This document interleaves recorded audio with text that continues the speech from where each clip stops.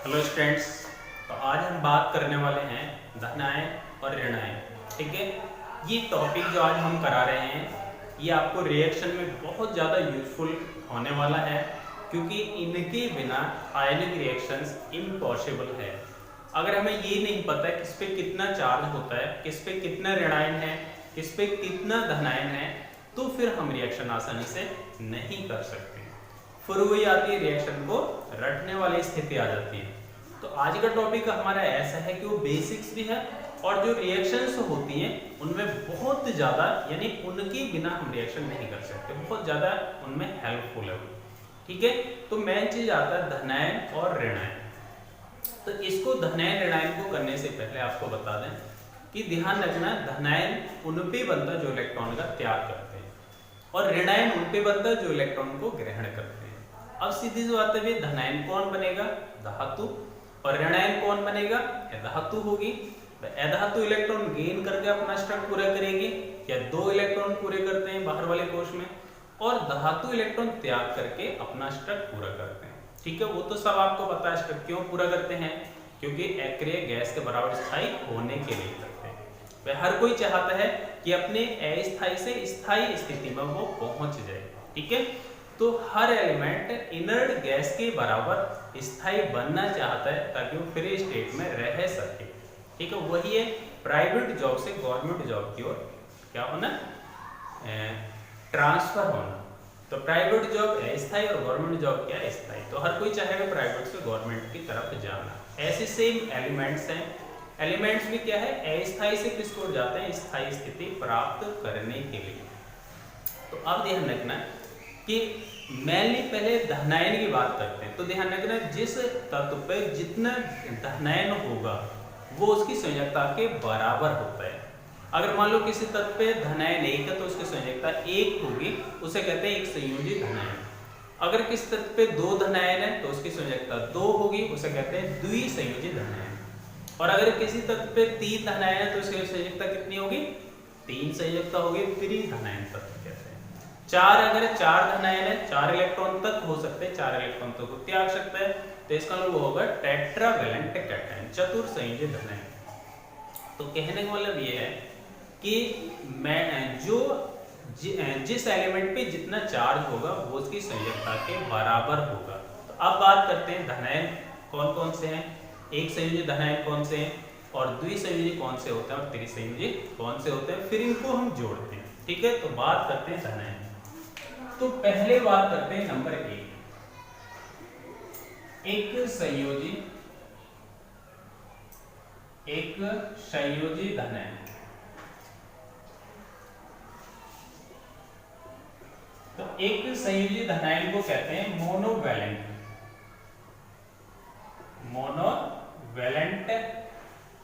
Cation. Monovalent cation. तो mono माने एक, वैलेंट माने संयोजकता, कैटायन माने धनायन। यानी जिन धनायनों की संयोजकता 1 होती है उन्हीं को कहते हैं एक संयोजी धनायन।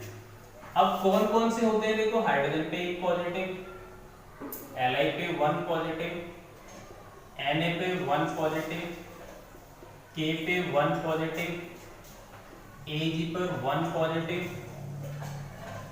Hg पे 1 पॉजिटिव, Au पे 1 पॉजिटिव, और Cu पे होता है 1 पॉजिटिव, एटसेट्रा। और भी होते हैं लेकिन हमें मैन में ले लिए। सब पे देखो कितने धनायन है, 1। तो जिस पे जितना धनायन वही उसकी संयोजकता होगी। तो संयोजकता कितनी है, 1। तो सबकी संयोजकता इनकी कितनी है, 1। संयोजकता कितनी है इनके सबकी, 1। ठीक है, तो इसलिए इन्हें कहते हैं, देखो संयोजकता 1 है तो एक संयोजी धनायन जिसकी संयोजकता 1। अब बात करते हैं नंबर 2। नंबर 2 आती है द्विसंयोजी धनायन। क्या है वे? द्विसंयोजी धनायन। द्विसंयोजी धनायन। द्विसंयोजी धनायन क्या होते हैं, डाइवैलेंट कहते हैं, डाइवैलेंट। तो देखो इसमें ज्यादा आपको बताने की जरूरत इसलिए नहीं है क्योंकि जो हेडिंग है उसका अर्थ उसी में छिपा हुआ है। द्विमानक दो, संयोजी मानक संयोजकता, और धनायन यानी जिस पे दो धनायन होते हैं, तो जिस पे दो धनायन होंगे उसकी संयोजकता 2 होगी और उसको द्विसंयोजी धनायन कहते हैं। तो अब कौन कौन से होते हैं देखो ये, Cu पे पहले बेरिलियम ले लेते हैं, Be पे 2 पॉजिटिव, मैग्नीशियम पे 2 पॉजिटिव, कैल्शियम पे भी 2 पॉजिटिव, स्ट्रांसियम पे 2 पॉजिटिव और बेरियम पे 2 पॉजिटिव, और Cu पे भी 2 पॉजिटिव होता है, Hg पे 2 पॉजिटिव, Pb पे 2 पॉजिटिव, Sn पे 2 पॉजिटिव, Zn पे 2 पॉजिटिव, बहुत सारे होते हैं एक्सेट्रा। ठीक है, अभी आपको ये चीज लगी है तो बहुत नॉर्मल चीज है, लेकिन इसका यूज बताऊंगा, कितना हेल्पफुल, कितना ज्यादा फायदा है, कितना यूज इसका रिएक्शन में सबसे ज्यादा है। तो देखो सब पे कितना धनायन है 2, तो सबकी संयोजकता कितनी हुई 2, तो सबकी संयोजकता हुई 2, तो इनकी संयोजकता बनेगी, इसीलिए इन्हें क्या कहते हैं, जिनकी वैलेंसी होती है 2 उन्हें क्या कहते हैं, द्विसंयोजी धनायन या डाइवैलेंट कैटायन। क्या आएगा, कैटायन, डाइवैलेंट कैटायन। अब आपको पता है 2 इलेक्ट्रॉन कैसे त्याग सकते हैं, वो भी हम पता लगा सकते हैं। मैग्नीशियम का परमाणु क्रमांक है 12, तो कितने में टूटेंगे 2, 8 2 में टूट जाएगा, तो मैग्नीशियम का परमाणु क्रमांक 12 है, 2 इलेक्ट्रॉन अगर ये त्याग देगा तो इनर्ट गैस के बराबर स्थायी हो जाएगा। तो अपने कोष ये 8 करने के लिए क्या करेगा, 2 इलेक्ट्रॉन का डोनेट कर देगा, और ये क्या बन जाएगा, ये बन जाएगा Mg पर 2 पॉजिटिव, तो यहाँ बचेंगे 2 8, तो देखो ये किसके बराबर स्थायी होगा, ये हो जाएगा नियॉन के बराबर स्थायी। ठीक है, इसके बाद आते हैं नंबर 3, त्रिसंयोजी धनायन। इस पे त्रिसंयोजी धनायन। अब ये त्रिसंयोजी धनायन क्या होते हैं, इंग्लिश में कहते हैं इसको ट्राइवैलेंट। क्या कहते हैं इसको, ट्राइवैलेंट, ट्राइवैलेंट कैटायन। तो देखो इसके नाम से पता पड़ रहा है, त्रिमानक 3, संयोजी मानक संयोजकता, जिसकी संयोजकता कितनी होगी 3, और 3 संयोजकता कब होगी, जिसपे 3 धनायन होंगे, 3 धनायन मींस वो 3 इलेक्ट्रॉन त्याग दिए उन्होंने। तो अब कौन कौन से होते हैं, Fe पे 3 पॉजिटिव है, Cr पे 3 पॉजिटिव, Al पर 3 पॉजिटिव, As पर 3 पॉजिटिव, Sb पर 3 पॉजिटिव, Bi पर 3 पॉजिटिव, एट ये वाला। तो देखो सभी पे कितने चार्ज है 3, तो सभी की संयोजकता कितनी होगी, सभी की संयोजकता होगी 3, सभी की संयोजकता कितनी है 3, तो इसलिए इन्हें क्या कहते हैं, त्रिसंयोजी धनायन। ठीक है, तो इनको ध्यान रखना किस पे कितना चार्ज है, इनके बिना हम यानी इनको हम रिएक्शन में अप्लाई करेंगे। अब चलते हैं चतुर्थ संयोजी, टेट्रावैलेंट धनायन। तो ये तो त्रिसंयोजी हुआ, अब चतुर्थ संयोजी की बात देखो। चतुर्थ संयोजी धनायन कौन से होते हैं, चतुर्थ संयोजी धनायन, चतुर्थ संयोजी धनायन इंग्लिश में कहते हैं इसको भी tetravalent, tetravalent cation, tetravalent cation. अब इनकी वैलेंसी कितनी होगी, नॉर्मली जनरली क्या है 4 होगी। अब 4 कब होगी, जब 4 धनायन होंगे। तो 4 धनायन किस किस होते, Pb पे 4 पॉजिटिव और Sn पे 4 पॉजिटिव, ठीक है, एटसेट्रा। इनकी वैलेंसी कितनी होगी सबकी 4, तो इनकी वैलेंसी होती है 4, इसलिए इनको कहते हैं टेट्रावैलेंट धनायन। ठीक है, तो किस पे कितना धनायन हुआ ये हमने देखा। और क्यों होता है धनायन, क्योंकि उसने इनर्ट गैस के बराबर स्थायी बनने के लिए उतने इलेक्ट्रॉन क्या कर दिए, त्याग दिए। मान लो जैसे सोडियम है, सोडियम का एटॉमिक नंबर कितना है 11, ये कितने ब्रेक हो जाएगा 2 8 1। और हम देखें नियॉन का एटॉमिक नंबर कितना है नेट गैस में 10, ये कितने में 2 8। अब देखो ये वाला सोडियम अगर एक इलेक्ट्रॉन डोनेट कर दे, त्याग दे, तो ये नियॉन के बराबर स्थायी हो जाएगा। तो सोडियम एक इलेक्ट्रॉन त्यागेगा और जो एलिमेंट जितने इलेक्ट्रॉन त्यागेगा उस पे उतना होगा धनायन।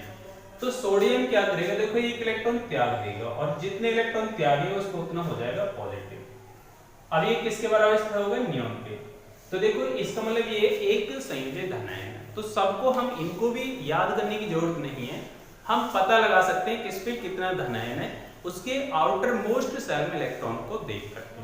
ठीक है, कोई भी चीज याद नहीं करनी है, सारी चीज को समझना है। ठीक है, तो सारी चीज क्लियर है, समझ में आ गई हमारे कि बाहर वाले फोर्स को देख लो, उसको ऐड करने के लिए कितने इलेक्ट्रॉन लेने हैं, इलेक्ट्रॉन्स को देने हैं और उसको उतना लगा दो चार्ज, और जितना उस पे चार्ज होगा वो उसकी वैलेंसी हो जाएगी। अब इनको आपस में देखो करते हैं ऋणायन के बाद। ऋणायन कौन कौन से होते हैं, देखो ये ऋणायन की तरफ चलते हैं।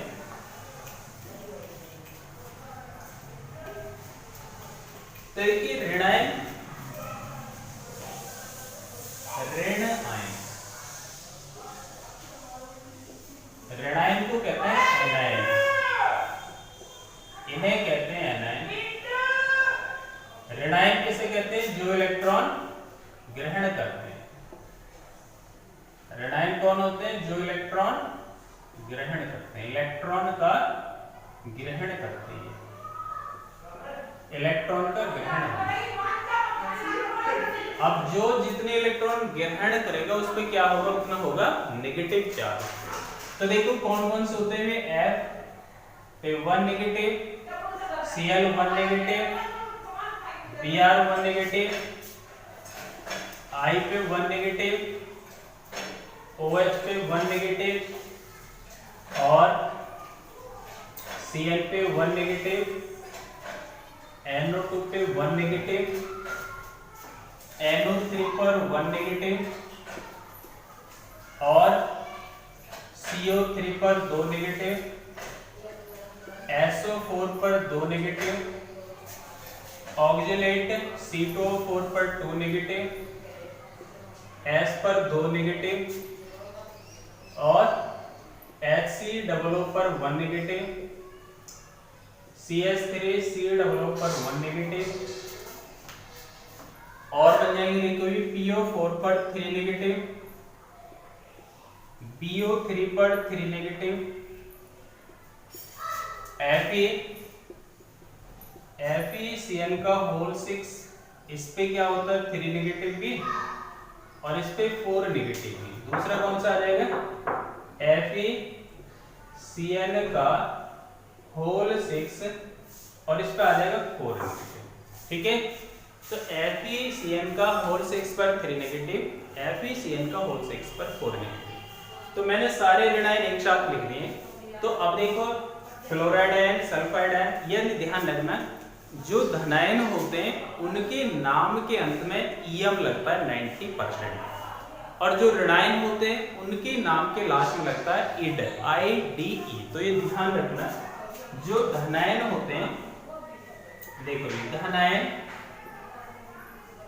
धनायन और ऋण आयन, धनायन और ऋण आयन। तो धनायन में तो ध्यान रखना हमेशा क्या होगा, इलेक्ट्रॉन का त्याग। क्या होगा ये, इलेक्ट्रॉन का त्याग। और ऋणायन में क्या होगा, इलेक्ट्रॉन का ग्रहण, इलेक्ट्रॉन का ग्रहण, ये होगा इलेक्ट्रॉन का ग्रहण। धनायन में इलेक्ट्रॉन का त्याग हो, ऋणायन में इलेक्ट्रॉन का ग्रहण। और इसके नाम के अंत में क्या लगता है, नाम के अंत में, नाम के अंत में लगता है इनमें ईएम, ईएम। और इसमें नाम के अंत में क्या लगता है, इसमें लगता है IDE। तो देखो बहुत सारे एग्जांपल्स आपको बता दूं, जैसे सोडियम, पोटेशियम, कैल्शियम, मैग्नीशियम, सब में देखो ईएम लगा रहा है। नेगेटिव में chloride, fluoride, cyanide, hydroxide. Negative ide का प्रतीक होता है, तो ईएम पॉजिटिव का प्रतीक है, इड नेगेटिव का प्रतीक है। तो ये आई थिंक आपको समझ में आ गया होगा। जैसे देखो एक एग्जांपल लिख देते हैं, सोडियम सोडियम, Em किसका प्रतीक है? पॉजिटिव के लिए, और इड किसके लिए प्रतीक है? नेगेटिव के लिए। जैसे सोडियम यहाँ पे आ जाएगा फ्लोराइड, फ्लोराइड आयन, और ये क्या बन जाएगा? सोडियम आयन, ये बनेगा। ठीक है। और हमने देखा, हमने क्या देखा? देखो भी, जब नेगेटिव भी है और उसमें ऑक्सीजन भी जुड़ा हुआ है तो ध्यान रखना उसके नाम के लास्ट में ITE आएगा या ATE आएगा, आइट या एट आएगा। अगर उसमें यानी नेगेटिव है और उसमें ऑक्सीजन है और उसकी ऑक्सीडेशन नंबर आ रही है मैक्सिमम, अधिकतम आ रही है, तो उसके नाम के लास्ट में लगेगा 8, और अधिकतम से अगर कम आ रही है ऑक्सीडेशन नंबर तो उसके नाम के लास्ट में लगेगा 8, ITE। तो देखो इसके एक एग्जाम्पल देखते हैं और देखते हैं हम इसमें ITE और ATE कब लगाते हैं। तो इसमें देखिए एग्जाम्पल्स है, कब प्रयोग होगा? ITE और दूसरा लगेगा ATE। आइट कब लगेगा? जब उसमें नेगेटिव भी होगा और प्लस क्या होगा? ऑक्सीजन, नेगेटिव और ऑक्सीजन। और ऑक्सीडेशन नंबर कितनी होगी इसकी? ऑक्सीडेशन नंबर होगी इसकी मीडियम। कितनी होगी? मीडियम। 8 कब लगेगा? 8 जब लगेगा नेगेटिव भी है उसमें और प्लस क्या है? ऑक्सीजन भी है और प्लस ऑक्सीडेशन नंबर क्या होगी इसकी?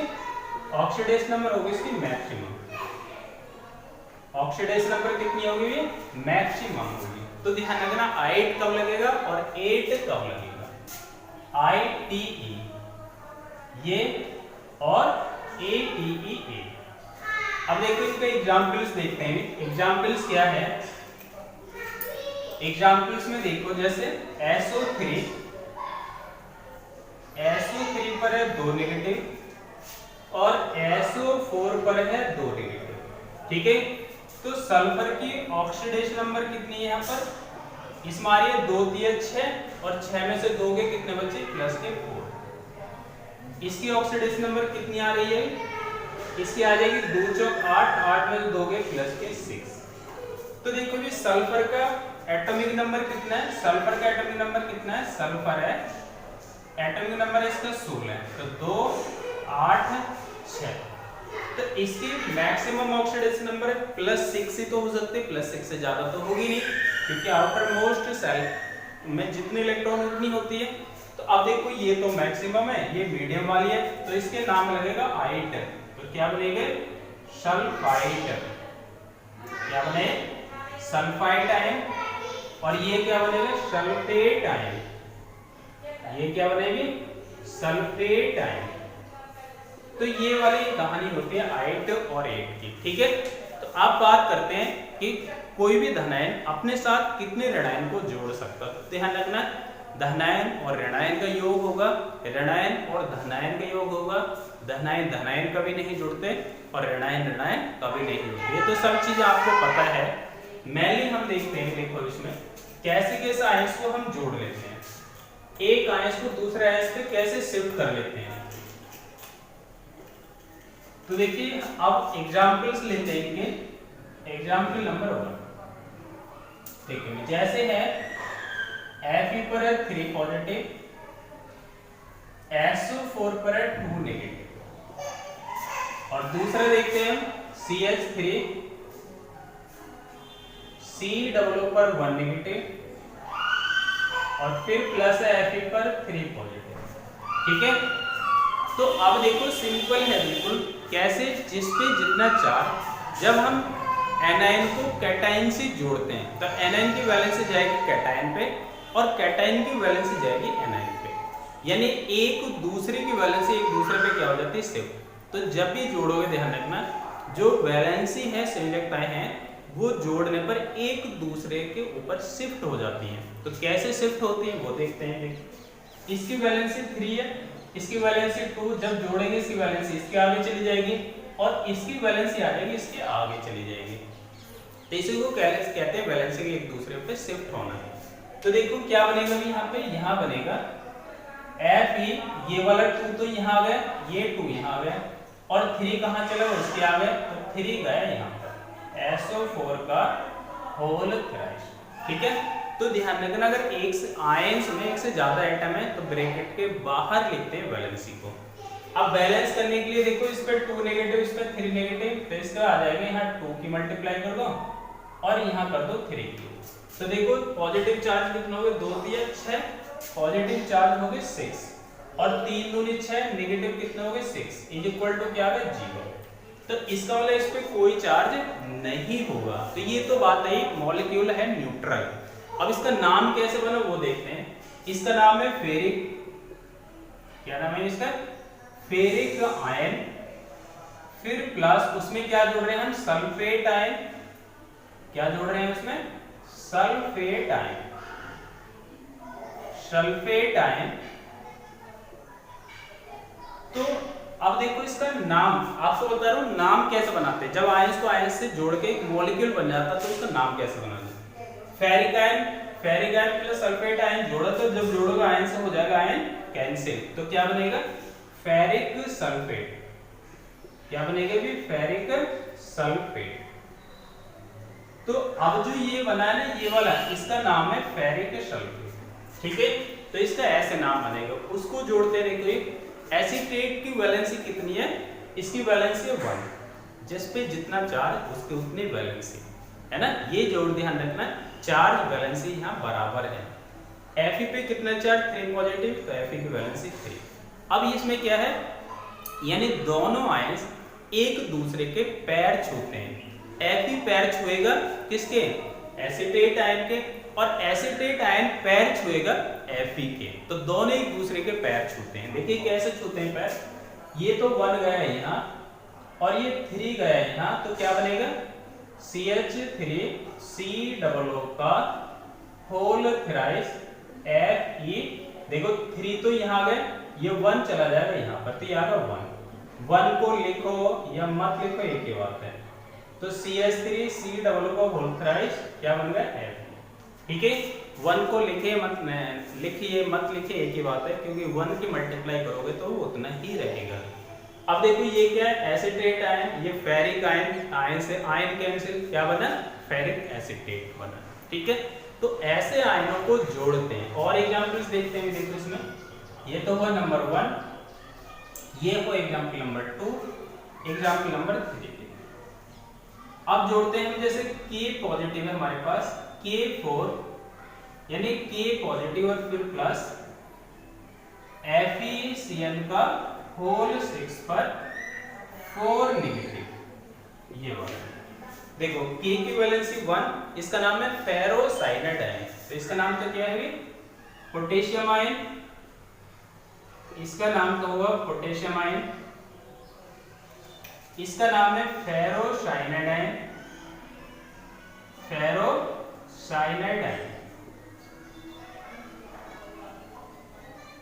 तो अब इन्हें जोड़ दीजिए, इसकी वैलेंसी इसके आगे चली जाएगी और इसकी वैलेंसी उसके आगे चली जाएगी, तो क्या बनेगा यहाँ पर, यहाँ बनेगा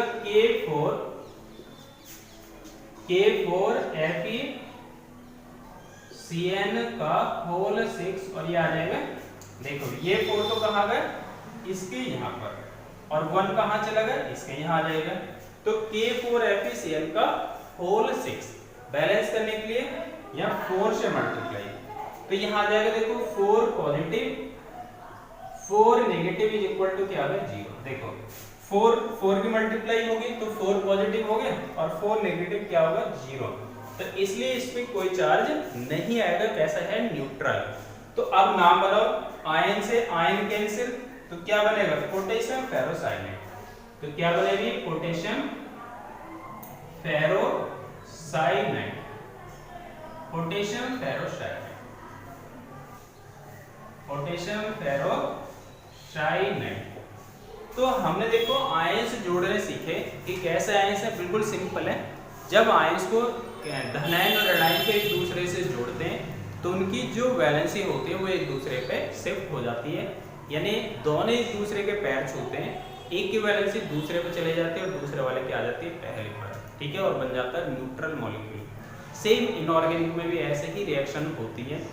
हम कैटायन एनायंस को उसमें जोड़ते हैं और कैटायन एनायंस को वैलेंसी के अकॉर्डिंग जोड़ के हम रिएक्शन को पूरी कर देते हैं। ठीक है, तो आज बहुत इंपॉर्टेंट चीज़ बताई जो आपको रिएक्शन में बहुत हेल्प करने वाली है। तो आज का लेक्चर समाप्त करते हैं और मिलते हैं इसमें और न्यू टॉपिक के साथ। तो न्यू लेक्चर मिलते हैं, तो थैंक यू वेरी मच। और आज की चीज़ों पे एक बार ज़रूर आप इसको रिवाइज करना और इसके आयन पे जरूर ध्यान रखना। एटॉमिक नंबर निकाल के आप आयंस को पता भी लगा सकते हो कि इस पर कितना चार्ज है। तो थैंक यू वेरी मच और वीडियो को देखते रहें और अपने बेसिक्स को अच्छा बनाते रहें। Thank you very much.